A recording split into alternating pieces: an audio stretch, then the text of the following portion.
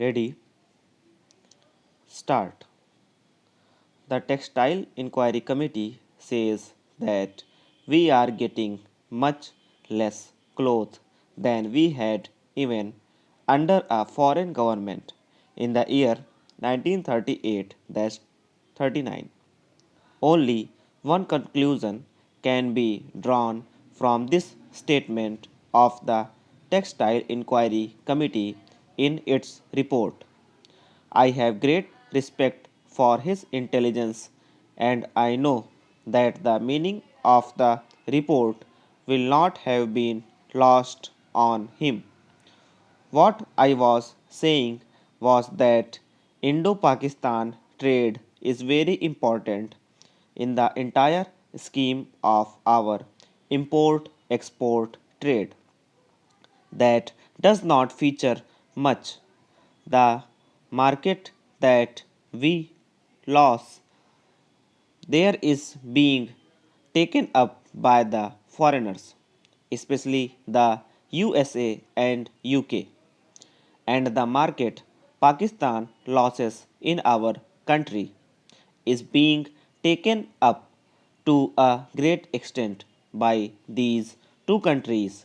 And if you see the line of trade, the fall of in the Indo Pakistan trade has given rise to our trade with one or other of the foreign countries with regard to certain commodities.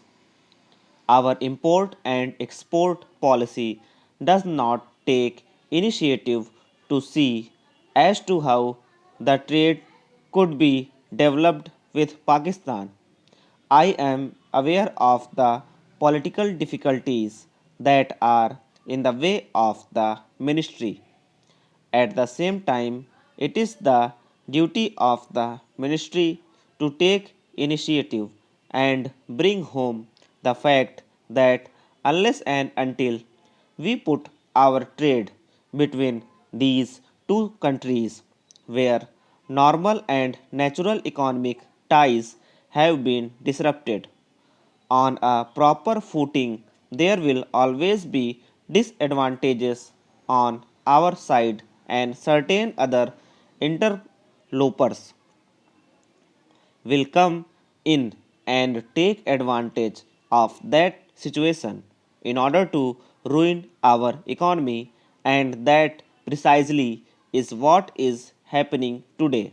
If you carefully look into the developments in that connection, there is yet another problem of our relations with UK that calls for a separate treatment.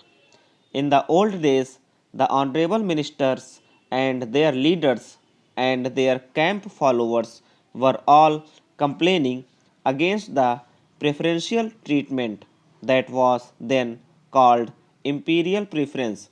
The various agreements that were arrived at unilaterally for fleecing India's economy. Times have changed, and no longer are we supposed to be in the British Empire. We are a Commonwealth country and a republic. But what about those preferences? Have they all been abolished? Who are deriving all the benefits out of them? That is a point which needs clarification. Whenever we raise that point, we are told that we are deriving more benefits because of these preferences than the United Kingdom. But whenever we read their papers, their London Times economic section, and all other papers emanating from the city of London, we find that they tell their own people that they are happy that they are having this kind of relationship with us, and they are gaining by such preferences. Now, are we to understand that we are both gaining as a result of these preferences? I don't think so. The position is not at all so.